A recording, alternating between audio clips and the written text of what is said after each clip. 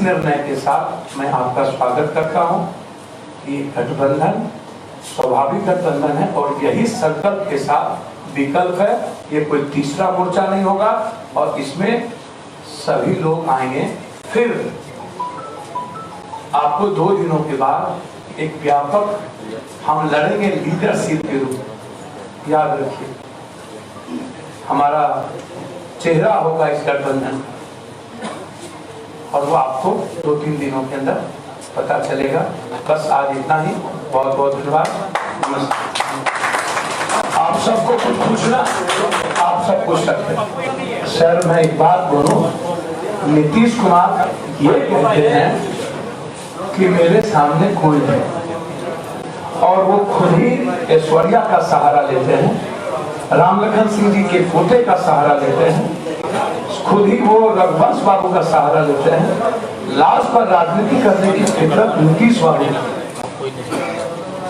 जिस व्यक्ति ने भारत के संविधान को सदन में, राज्यसभा में पहली बार आजाद हिंदुस्तान के बाद वोटिंग का राइट नहीं दिया और उसको भी तो नीतीश कुमार बताएंगे ना कि गुजरात में बिहारियों को क्या हुआ था, राजस्थान में क्या हुआ था, महाराष्ट्र में क्या हुआ था और कोरोना वायरस में बिहारियों को कितना पीटा गया था। इनको याद आ जाता है सुशांत और लोग, और लेकिन नीतीश कुमार जी को सड़कों पर पीट करके दिल्ली और गुजरात से बिहारियों को भेजा गया, ये याद नहीं आता है। इतनी बेशर्मी भी कोई चीज होती है क्या? राजनीति के लिए इतना गंदा खेल खेलते हैं तो सत्ता में 15 साल वो डले हैं, हम नहीं ना।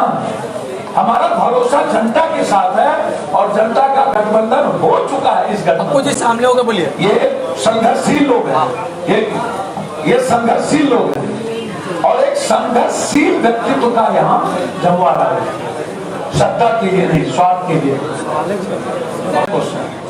हम ला नहीं रहे हैं, बातचीत हुई है ना सर? सबसे बातचीत हुई और होगी। और भी बड़ा गठबंधन है। क्या वो के बाद कुछ बड़ा या क्यों आप उसकी जो जानकारियां मिली है कि उपेंद्र कुशवाहा जल्द ही अब इस गठबंधन में शामिल हो सकते हैं। उपेंद्र जी हमारे अच्छे लीडर हैं, भाई हैं और मैंने उनको कहा है कि उपेंद्र जी, नीतीश कुमार जी जो बहुत ही समझते हैं हर चीजों को और यूपीए आइए, उपेंद्र जी के साथ हमारा पूरा गठबंधन खड़ा है। उपेंद्र जी आज उपेंद्र कुशवाहा आज अभी बातचीत हो रही है, अभी भी बातचीत हुई। उपेंद्र कुशवाहा आज पटना की चिंता मत करिए, पप्पू यादव करेंगे बिहार के। पप्पू यादव जी, उपेंद्र कुशवाहा आज पटना आए हैं और उन्होंने कहा है कि मीडिया में जो खबरें चली हैं वो गलत है। सीधे अलग होने की बात हम सबके बीच हो चुका है। आप जीता सर, आप देख रहे हैं तो कांग्रेस को आमंत्रण दे रहे हैं कि जो अपने को यूपीए कह रहा है और बेइज्जत कर रहा है, तो मैंने यह कहा कि कांग्रेस आगे और बेइज्जत नहीं होना चाहिए। तो मेरा दिल उनके लिए भी बड़ा है। उपेंद्र कुशवाहा अपने बयान से पलट रहे हैं सर। यादव खुद को किंग मेकर के रूप में साबित कर रहे हैं क्या? काहे का किंग मेकर भैया? मैं तो बिहार का सबसे बड़ा सेवक हूँ। अब पॉजिटिव लोगों से मिलते मिलते मर नहीं रहा हूँ, इसी की चिंता है मुझे। यदि जो मरने से ना घबराए उसको किंग मेकर का है। किंग मेकर तो यहाँ बैठे हैं लोग। पप्पू यादव जैसे वर्कर को किंग मेकर क्यों बनाते हो भैया? उपेंद्र कुशवाहा को आप आमंत्रित कर रहे हैं, दूसरी तरफ उपेंद्र कुशवाहा ने कहा है कि मीडिया में जो खबरें चल रही है वो सरासर गलत है। देखिए उपेंद्र बाबू क्या बोल रहे हैं, आप उपेंद्र बाबू का मीडिया से ले लीजिए। मैं इतना जानता हूँ कि उपेंद्र बाबू अच्छे लीडर है, मैं स्वागत करता हूँ। और सिर्फ उत्तर प्रदेश नहीं, पूरे देश में जहाँ भी परेशानी होगी और जहाँ भी न्याय, सामाजिक न्याय की, परिवर्तन की लड़ाई लड़ी जाएगी, वहाँ चंद्रशेखर हमेशा ही रहते हैं।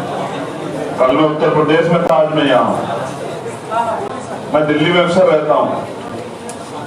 मैंने वो दर्द देखा जब कोरोना में लॉकडाउन हुआ तो जो मजदूर परेशान था सड़कों पे, जिसके लिए किसी के पास ना सिर्फ सरकार के पास तो व्यवस्था नहीं थी, जिस सरकार की बात हम लोग कर रहे हैं। इन्होंने तो बस मना कर दिया कि बसें भी नहीं है हमारे पास।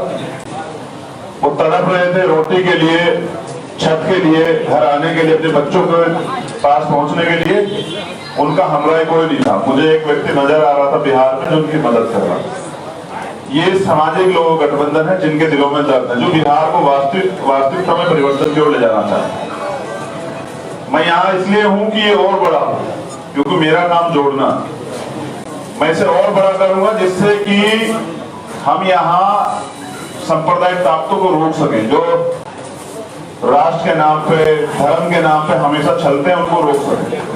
तो मैं यहाँ इसलिए हूँ कि हम लोग बिहार को मजबूत बिहार बना सके, खुशहाल बिहार बना सके।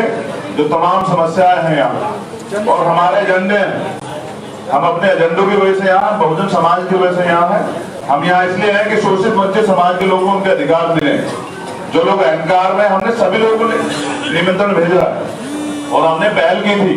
मैंने खुद कहा था कि भाजपा को रोकने के लिए किसी की मदद लेनी पड़े या किसी को मदद देनी पड़े। कुछ लोग अहंकार में बैठे हैं, उनको नहीं पता कि जनता नेता तय करती है। जनता वो होता है, आज का समाज नेता उसे मानता है जो उनके बीच में रहता है, जिनसे वो किसी भी समय मिल सके। और वीआईपी सिक्योरिटी वाले मुझे नहीं लगता है कि गरीबों की आवाज को सुन पाए। धन्यवाद। देखिए, मैं वहां जाता हूं जहां जाति के नाम से हमारे लोगों पर अत्याचार किया जाता। मैं कल गया था हाथरस। आप दया कर पाएंगे, आर भारत में तो नहीं लिखा है। एक बच्चे की जीभ काट ली गई, उसका रेप हुआ, उसके दोनों हाथ पैर तोड़ दी गए, उसकी रीढ़ की हड्डी फ्रैक्चर कर दी गई। वो 14 दिन से हॉस्पिटल में है, ना किसी महिला आयोग ने संज्ञान लिया। कल मेरे जाने के बाद कम से कम इसलिए चला था कि न्यूज वाले जो संज्ञान लेते हैं और अपराधियों को सजा मिलना जो है आसान हो जाता है।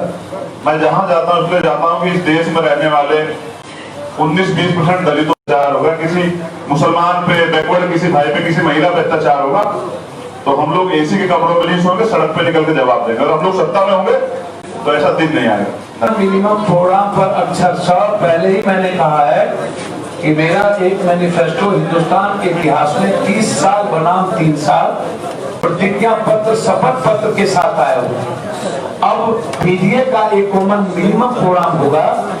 जैसे इन्होंने कहा कि कोई जुर्म होगा तो हम सड़कों पर होंगे, सत्ता में आएंगे तो नहीं होगा। तो यही कॉमन मिनिमम प्रोग्राम है, यही बिंदु होता है। सभी का आ चुका है, सब आ चुका है।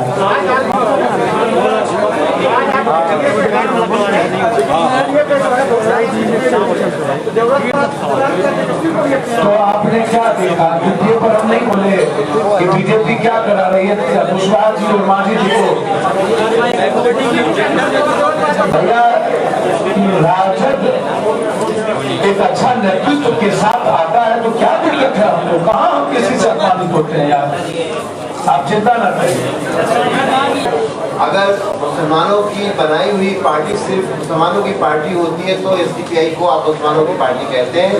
ऐसी मुसलमानों की लीडरशिप से कोई पार्टी नहीं होती, वरना सिर्फ लालू प्रसाद यादव की पार्टी होती। हमारे लीडर यहाँ पर बैठे हुए हैं, जो हमने चुना हुआ है कि ये पप्पू यादव साहब हमारे लीडर होंगे। तो अगर मुसलमानों की पार्टी कर रहे हैं, उस शिनाख्त में जिस वक्त की पार्टियां हैं, चंद्रशेखर साहब बैठे हुए हैं, यहाँ पे मातम साहब हमारे साथ हैं, और ये शुरुआत है एक ऐसे मूवमेंट की जो बिहार बचाओ से शुरू होगा और देश बचाओ तक जाएगा। क्योंकि बिहार में हमने जो मजबूर वोटर देखा है उसको हम आजाद और प्रस्तावान बनाना चाहते हैं, इसलिए हम इसमें आए हैं। और हम देशभक्त हैं, तो इस बात के लिए हमें कोई भी बताने की जरूरत नहीं है, क्योंकि हम संघर्ष की पार्टी है। और कमजोरों को और उन लोगों को जिनको इंसाफ नहीं मिल रहा, जो दलित भी है, बैकवर्ड भी है, कमजोर सारे तबकात हैं, उनके लिए लड़ाई लड़ रहे हैं। जो हमारे ऊपर इल्जाम लगे कि हम देशद्रोही हैं, वो लगाने दीजिए, हम अपना काम करते रहेंगे। और हम इसी तरह से गठबंधन बना के लोगों को उनके साथ, जो आज ये पार्टी, ये जो गठबंधन है, इसमें किसी तरह का भी कोई आइडियोलॉजिकल डिफरेंस नहीं है। एक तरह से सोचने वाले लोग एक साथ आए हैं, जो किसी दूसरे गठबंधन में नहीं है, इसलिए ये गठबंधन बहुत दूर जाएगा। आज ये ज्यादा चला जाएगा और पेंशन बढ़ता जाएगा, आप देखेंगे। सबसे बड़ी बात मैं आपको बता दूं, एसडीपीआई के साथ समझौता बीएसपी का कर्नाटक में, जेडीएस का देवगौड़ा जी का कर्नाटक में, केरल कांग्रेस बेंगलोर में, एआईडीएमके तमिलनाडु में और सपा का केरल में, इनका गठबंधन है। और निहायत संविधान बचाने वाली एक शख्सियत है। ये सवाल दलितों से जरूर पूछा जाता है। कभी किसी बीजेपी कांग्रेस के नेताओं से पूछ के दीजिए, शायद आपके चंद्रशेखर जी सामने बोलिए। चंद्रशेखर जी सीधा कहना है कि मैं करने में भरोसा रखता हूँ, कहने में नहीं। पहली बात तो जैसा पप्पू जी ने कहा कि हम दिल बड़ा करके सबको आमंत्रण देते हैं कि सब आए, अगर बात बिहार बचाने की, और अगर अपनी व्यक्तिगत कुर्सी आगे बढ़ाने की, उसको बचाने की बात है तो फिर चाहे अपने बारे में सोचे। दूसरी बात, दलितों को इस देश में जाति धर्म से ऊपर उठ के अधिकार चाहिए और अधिकारों की लड़ाई को मजबूती से लड़ रहे हैं। जिस तरह के अत्याचार दलितों को होते हैं, हमें उससे मुक्ति चाहिए। और हमारा मुद्दा है आरक्षण का, जो सिर्फ दलितों के लिए नहीं, SC, ST, OBC और माइनॉरिटी के लिए भी है।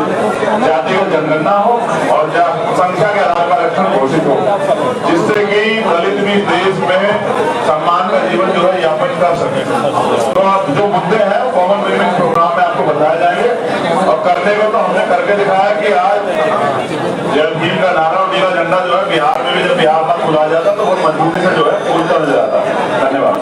जो भी व्यक्ति बिहार बचाने में आएंगे उनका स्वागत है। मुझे कोई मतलब किसी से कोई गिला शिकवा आपत्ति नहीं है।